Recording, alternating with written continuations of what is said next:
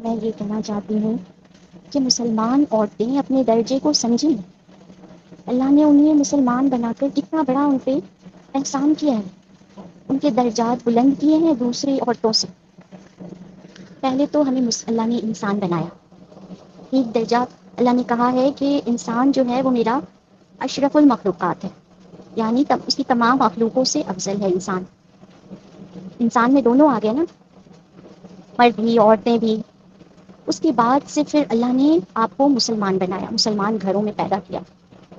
تو آپ سمجھ رہی ہیں اپنی حیثیت کو، اپنے درجے کو؟ سمجھیں کتنا بڑا مقام ہے یہ، اگر سمجھ جائیں اس بات کو، ہے نا. اللہ نے آپ کا درجہ بلند کیا ہے دوسری تمام عورتوں پہ، تمام مخلوقوں پہ. اور آپ کیا کر رہی ہیں دنیا میں؟ اس لیے اللہ تعالیٰ نے نہیں دیا ہے کہ ہم اسی میں الجھ کے رہ جائیں. ہمیں دنیا اس لیے ملی ہے کہ ہم ایمان بنائیں اور کچھ نیکیاں کما لیں. 60 سے 70 سال کی زندگی بس اسی لیے ملی، کوئی غلط فہمی میں نہ رہیے گا. صحیح ہے؟ تو آپ کا درجہ بہت بلند ہے دوسرے لوگوں سے. تو آپ سمجھیں، آپ جب دعا کرتی ہیں اللہ سے، اپنا رابطہ قائم کرتی ہیں، تو اللہ آپ کی سنتا ہے. فرعون کی بیوی آسیہ، انہوں نے کیا دعا کی اللہ سے؟ انہوں نے اللہ سے دعا کی کہ اللہ میرا گھر اپنے گھر کے پاس بنا جنت میں. کتنی بڑی دعا ہے بتائیے. اللہ تعالیٰ نے قبول بھی کیا ان کی دعا کو. کیسے؟ موسیٰ علیہ السلام کے زمانے میں وہ موسیٰ علیہ السلام پہ ایمان لائی، اور فرعون ان کا شوہر تھا.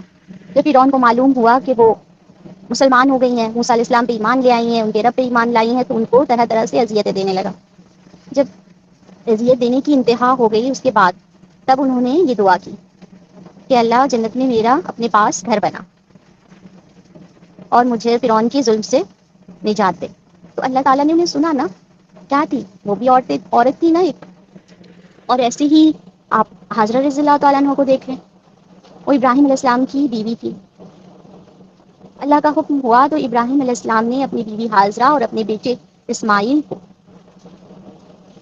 مکہ میں لا کے چھوڑ دیا. مکہ اس وقت بالکل بھی آبادی نہیں تھی، وہاں خانہ کعبہ بھی نہیں تھا، کچھ بھی نہیں تھا، بالکل سپاٹ میدان تھا. تو ان کے بارے میں بھی آپ لوگ جانتی ہیں، ان کے کتنے درجے بلند ہوئے پھر. تو آپ لوگ خود کو کم نہ سمجھیں، اور دنیا کی چھوٹی سی 60 سے 70 سال کی زندگی کو بہت بڑی نہ جانیں. اس میں آپ کو کام کرنا ہے، ایمان لانا ہے اللہ پہ اور نیکیاں کمانا ہے. کہتے ہیں، کہا ہے کسی بہت بڑے دانا نے کہ یہ زندگی ملی ہے نیکیاں ایمان بنانے کے لیے اور نیکیاں کمانے کے لیے، بس اس کے علاوہ کچھ بھی نہیں. اس میں اپنی خواہشیں پوری کرنے کا یہ نہ بنائیں کہ مجھے اپنی خواہش، یہ خواہش، وہ خواہش پوری کرنی ہے. عورتوں کو شوق ہوتا ہے زیادہ سے زیادہ کپڑے لینے کا، زیادہ سے زیادہ زیورات بنانے کا. تو اس میں الجھ کے نہ رہیں. آپ جنت ہی آپ کا گھر ہے، آپ شہزادی ہیں وہاں کی. دنیا تو بس امتحان کے لیے دیا ہے اللہ نے کہ آپ کس طرح سے یہاں پہ رہتی ہیں، اللہ کی مانتی ہیں نہیں مانتی ہیں، اس کی حکم کی تعمیل کرتی ہیں نہیں کرتی ہیں، اس کے بندوں کے ساتھ کیسا سلوک کرتی ہیں، کیسا. بس اسی لیے یہ دنیا، اور کوئی وجہ نہیں ہے اس دنیا کی، اور کوئی یہ نہیں ہے. سمجھیں اس بات کو. دوسرے مذہبوں میں دوسری قوم اپنی عورتوں کو کہتے ہیں ہاؤس وائف. ٹھیک ہے، تو اب تھوڑا سا انہوں نے ترقی کر لیا ہے، تو انہوں نے کہنا شروع کر دیا کہ ہوم میکر، یعنی گھر کو بنانے والی. بہت اچھی بات ہے، لیکن اسلام میں عورتوں کو کہا گیا ہے ربۃ البیت، یعنی ملکہ. ملکہ، گھر کی ملکہ، ربۃ البیت. ہو سکتا ہے میں غلط بول رہی ہوں، ابھی دیکھا نہیں ہے میں نے، پہلے پڑھا تھا کہیں. ربۃ البیت یعنی گھر کی ملکہ.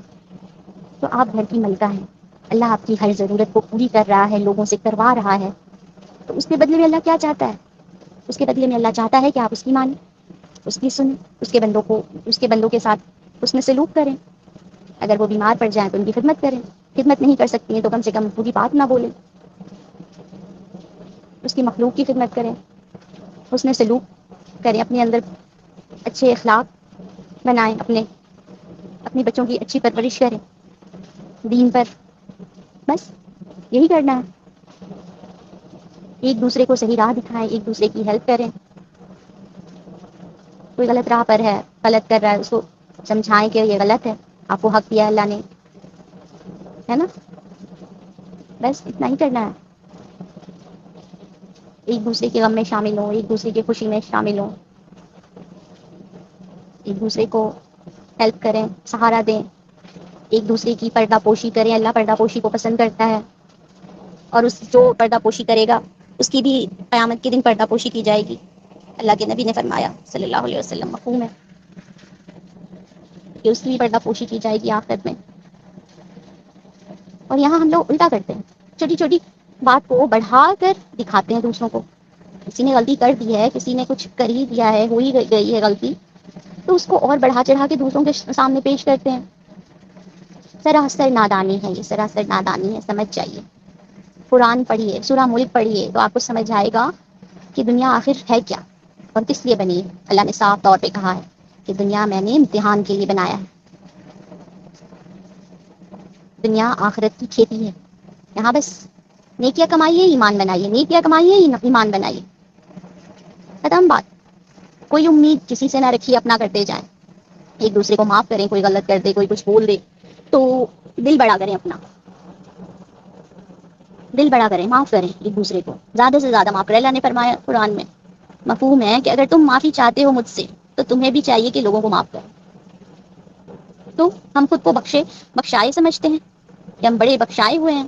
اللہ کے نبی استغفار پڑھا کرتے تھے 70 مرتبہ، تو ہم خود کو کیا سمجھتے ہیں بتائیے. دوسروں کو معاف کریں، اللہ سے معافی مانگیں، غلطیوں کو نظر انداز کریں. چلیں، اور میری کوئی بات بری لگی ہو تو آئی ایم ریئلی سوری، معاف کریں مجھے. لیکن ایک مسلمان، یہ حق ہے میرا، اللہ نے حکم دیا ہے کہ مسلمان مرد اور عورتیں ایک دوسرے کو اچھی باتوں کا حکم دیتے ہیں. یہ نہیں کہ بتاتے ہیں، حکم دیتے ہیں اور بری باتوں سے روکتے ہیں.